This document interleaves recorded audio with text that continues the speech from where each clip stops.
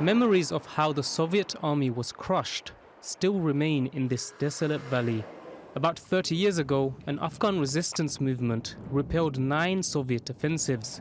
Those fighters were instrumental in forcing a Soviet retreat from Afghanistan. Nowadays, the valley is like a cemetery where people come to remember and reflect. It was both a day of victory for us and a day of creating a graveyard for the invaders.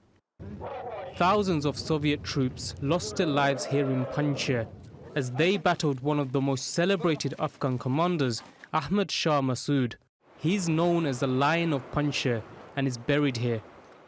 After those losses, Soviet troops stunned the world in 1989 as they drove over the Friendship Bridge on the border with what is now Uzbekistan, defeated after a decade of war.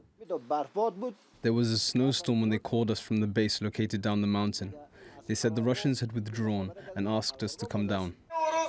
The Mujahideen celebrated this great victory, but there was no peace. Civil war soon broke out. The competing groups were still backed by international players. It wasn't until the Taliban took over, nearly 10 years later, that the fighting finally stopped. There is a fear among Afghans that the chaos of the civil war could be repeated if the US withdraws its troops.